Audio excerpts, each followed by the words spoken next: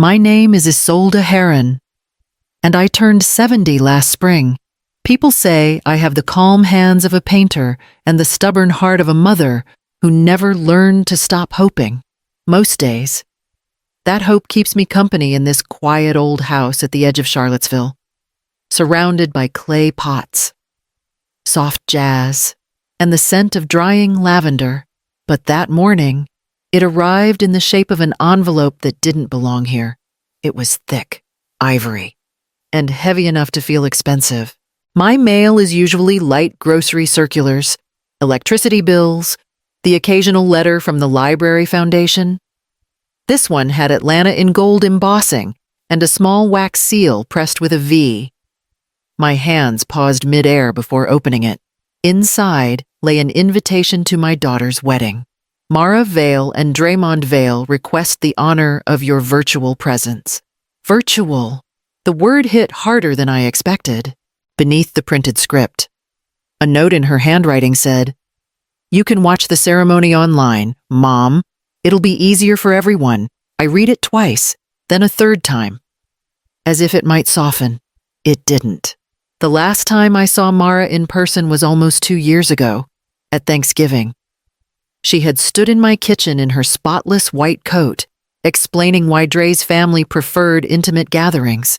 I'd nodded, pretending to understand. It was easier than admitting I'd never truly been welcome in their world, a world of black-tied dinners and lakefront fundraisers, where my thrift shop blouses and pottery hands didn't belong. I set the invitation beside the old photo album on the table, the one with her childhood drawings still tucked between the pages, and tried to breathe evenly. The house seemed to grow quieter, as if even the walls knew to stay still. By evening, I made tea and sat by the window, tracing the embossed initials with my thumb. Outside, the dogwoods were starting to bloom. They always reminded me of Mara's wedding dress.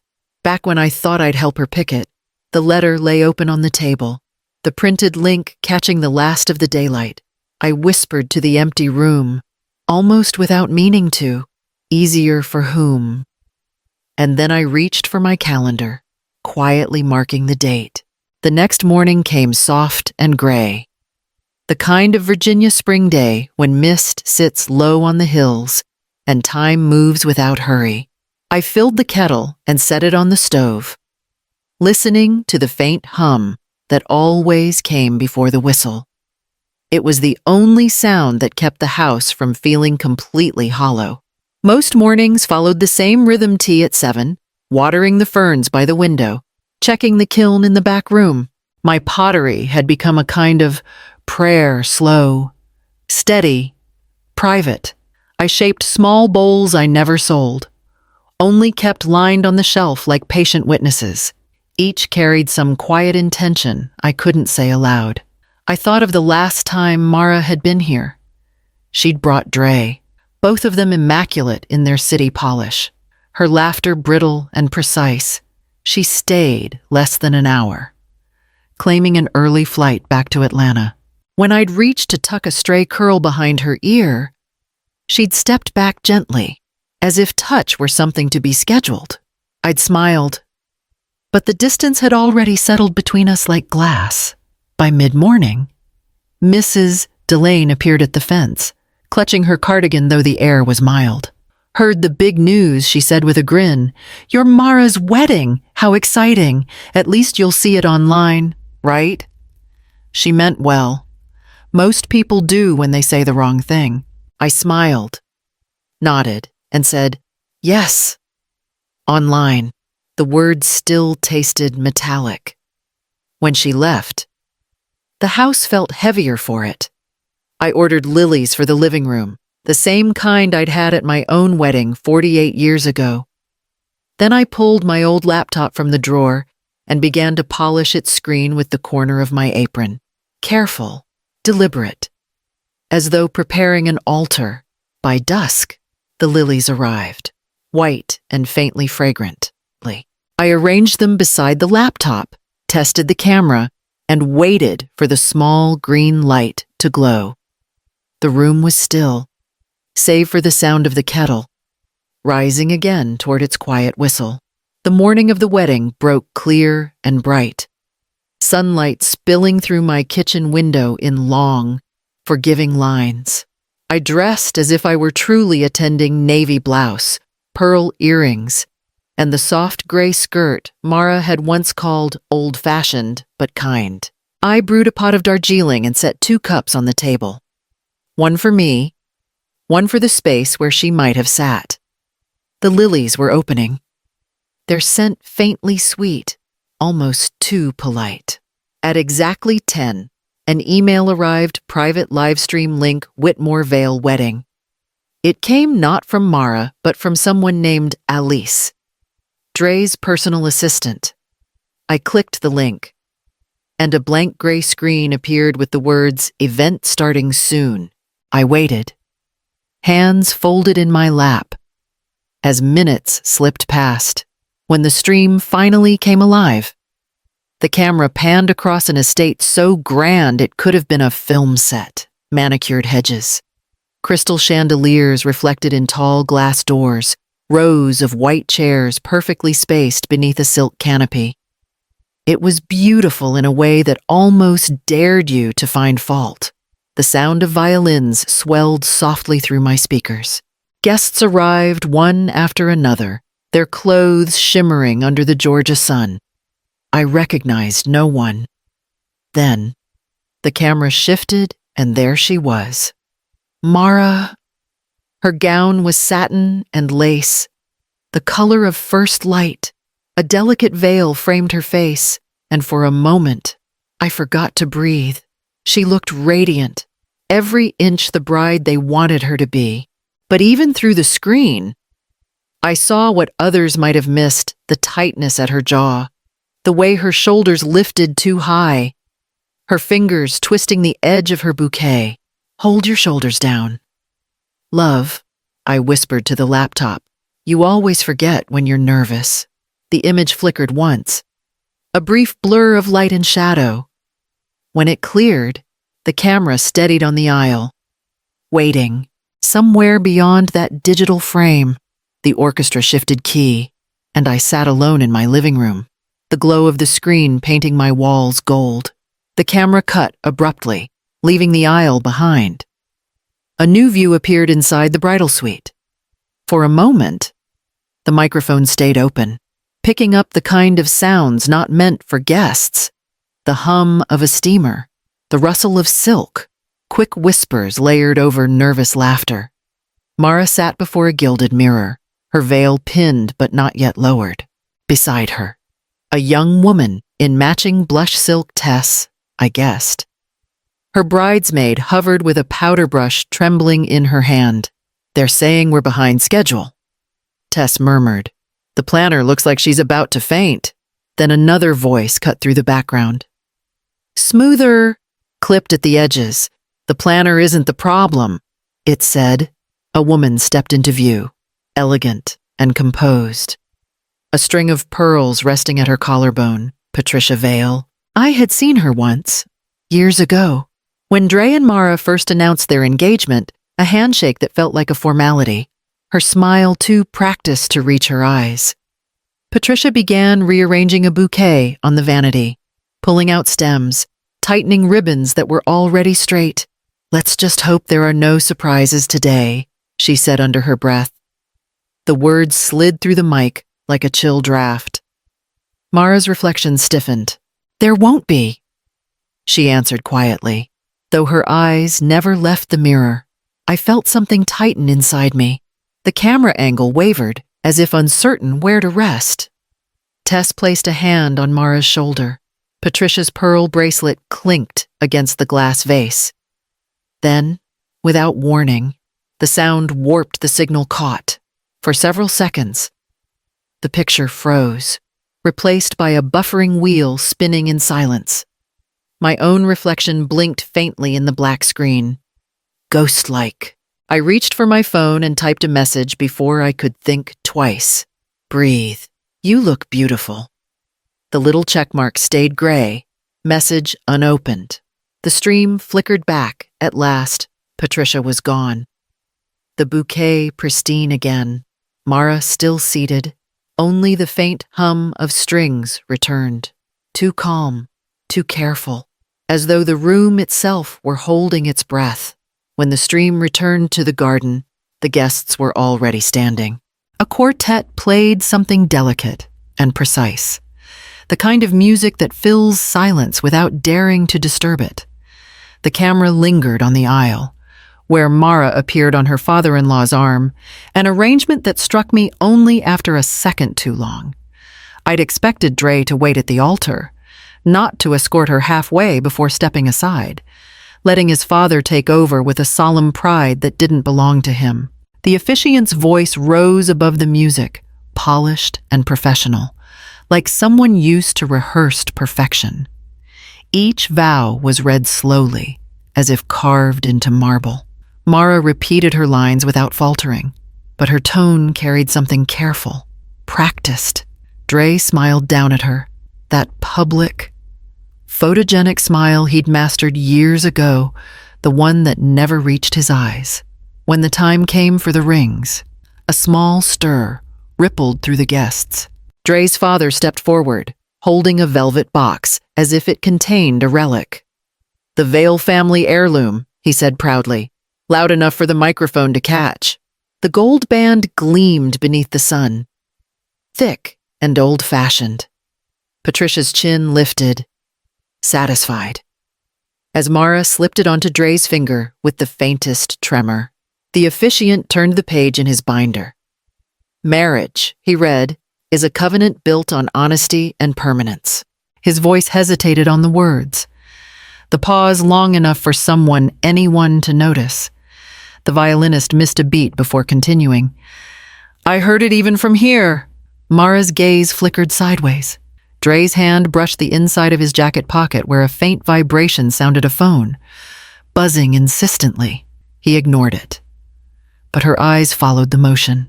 The camera caught the smallest shift in her expression, a tightening of her mouth before she looked back at the officiant.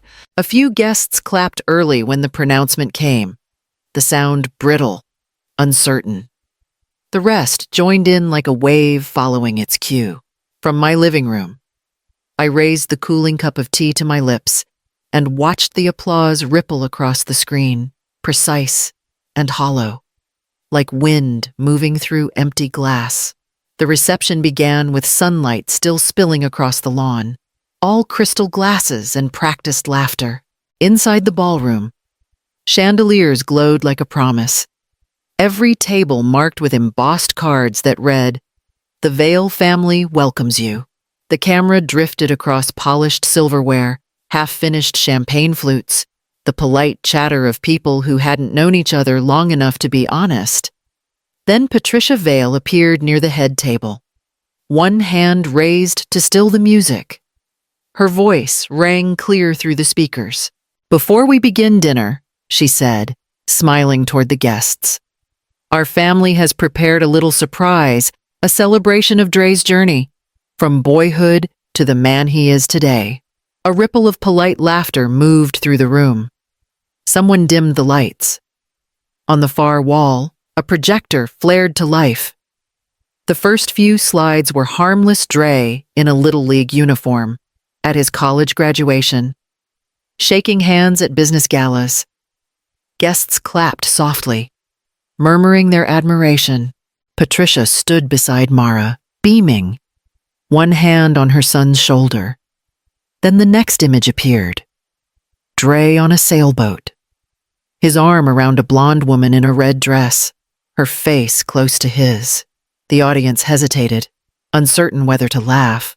Another photo followed, same woman, same closeness, but this time indoors, her head resting on his chest. Patricia's smile faltered. "There must be some mistake," she stammered. "Just a mix-up in the file." The AV technician, a young man in a black headset, hovered by the laptop, clicking frantically. The slideshow kept advancing. A hotel balcony at night. Dre and the woman kissing under string lights. In the corner of the frame, a digital timestamp glowed March 9th, 2024. The murmurs turned sharp. Guests shifted in their seats. Mara stood still, one hand tightening around her wine glass. At home. I felt my breath catch. The glass in my own hand trembled, leaving a red stain on the white napkin beneath it. The feed glitched, the picture stuttered into squares of color. I could still hear the rising hum of voices, chairs scraping. Someone shouting near the microphone. Then the stream froze altogether. The word buffering, pulsing at the bottom of the screen like a warning. When the stream flickered back to life, the ballroom no longer looked like a place for celebration. The air itself seemed to vibrate. Guests were standing now, chairs half turned, faces caught between disbelief and fascination. The projector still glowed on the far wall. Frozen on that final image, Dre's hand at the small of another woman's back. Mara stepped forward, her gown whispering against the floor. "Tell them it's old," she said, voice sharp enough to cut through the room. "Tell them it isn't what it looks like." Dre's lips moved, but no sound came at first. He looked toward Patricia, who had gone pale beneath her perfect foundation. Then, finally, "It's complicated," he muttered. "Complicated." Mara's voice broke on the word. "The photos dated this spring." Patricia reached for the microphone, her bracelets clattering. "That's enough," she snapped. "There's been a mistake. Sit down, both of you." But no one sat. Someone gasped near the head table. The camera jolted slightly as a waiter hurried past. Dre tried again, his voice unsteady. "It meant nothing," he said, louder this time. "Elira and I?" It was before the engagement became official. The words rippled outward, landing like shards. A murmur rose, low and horrified. Mara's bouquet slipped from her hand, white petals scattering across the marble floor. Before she repeated, the word trembling. "You told me she was a rumor." Patricia stepped closer, reaching to grab the mic. "Enough! You're embarrassing yourself." The camera caught the moment Mara turned on her. "No," she said quietly. "I'm done being your family's performance." The ballroom erupted, voices overlapping, chairs scraping, someone calling for security. The feed wobbled, struggled to refocus. In one brief, chaotic second, a champagne glass arced through the air, bursting against the floor near the podium. The chandelier above flickered, crystals raining faint sparks of light. Then the screen froze. Mara's face was caught mid-scream, her veil torn from one side. Light splintering across the room. For a heartbeat, even the sound stopped. In my living room, I could hear only the faint hum of the laptop fan and my own pulse pounding in my ears. I waited, breath held, as the frozen frame held steady for what felt like an eternity. And then, just like that, the stream went black. After the screen went black, I sat there for a long time, staring at my own reflection in the glass.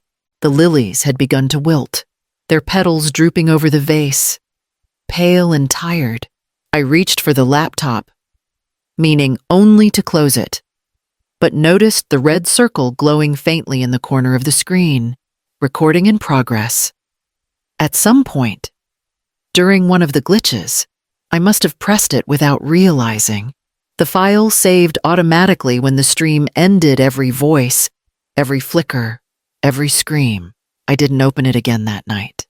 I simply turned off the lamp and let the house fall back into silence.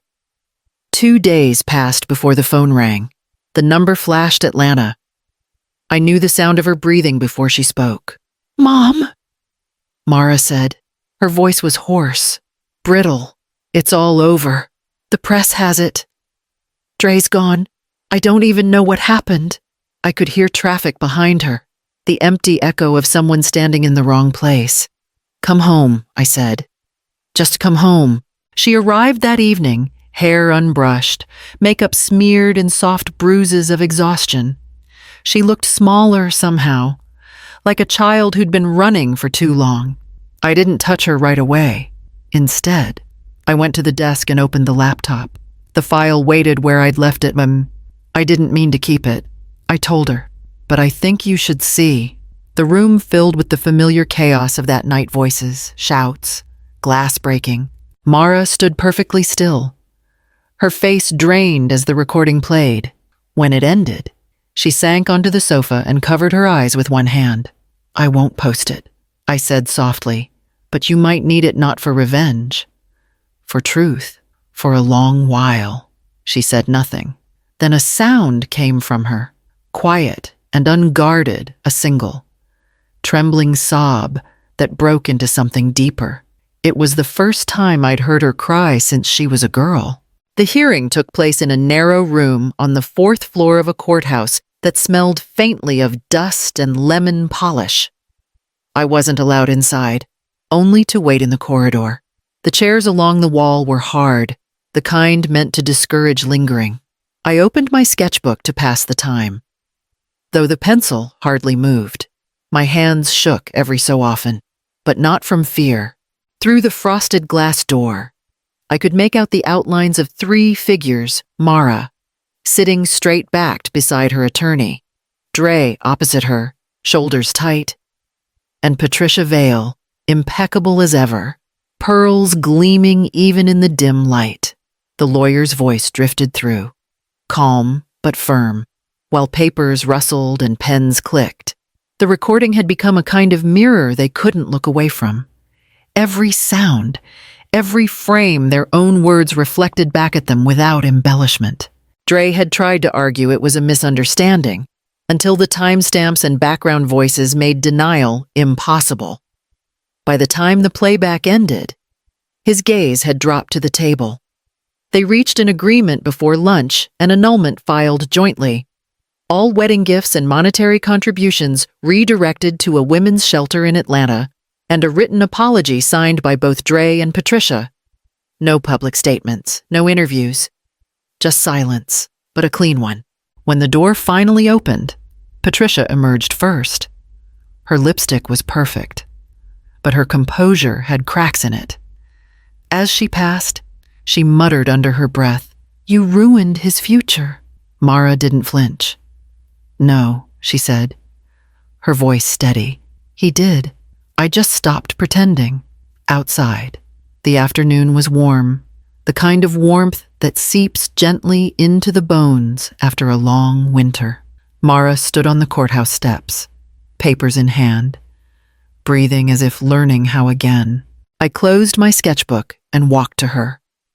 For a moment, she hesitated, then stepped forward. Our arms found each other. Awkward at first, then sure. It wasn't triumph, not really, just a quiet kind of rightness, the sort that doesn't need an audience. The mornings had turned softer by the time peace found its way back to the house. Spring pressed gently against the windows, carrying the scent of rain and fresh soil. Mara had rented a small apartment just a few streets away, a quiet brick building with ivy creeping up its side. She came by most days now, hair tied back, sleeves rolled, the faintest trace of clay under her nails. We had reopened the old workshop together. What used to be my solitary refuge was now filled with the rhythm of 2 pairs of hands. The wheel hummed, steady and low, as we shaped wet earth into something new. Mara worked carefully, her fingers tentative at first, then confident. "It's strange," she said once, smiling without looking up. "I used to think control made things perfect. Now it just feels heavy." Most mornings began the same way. Tea steaming on the work table, the radio humming softly in the background, sunlight spilling through the high windows and warming the dust in the air. The lilies had long since faded, replaced by small pots of succulents she'd brought from her apartment green, patient, quietly alive. On the shelf beside the kiln sat my closed laptop. I'd placed a small brass plaque against it, engraved with simple words, "Truth survives the freeze." Sometimes, when the light hit it just right, the letters glowed faintly. Mara noticed it once and traced the edge with her fingertip, but didn't ask. She didn't need to. That morning, as we finished a batch of small bowls, I reached across the table to steady hers. Our hands met in the center warm skin against cool clay. I never said a word. I murmured, mostly to myself, outside. The first birds began their songs, the air carrying that quiet kind of hope that doesn't need to announce its arrival.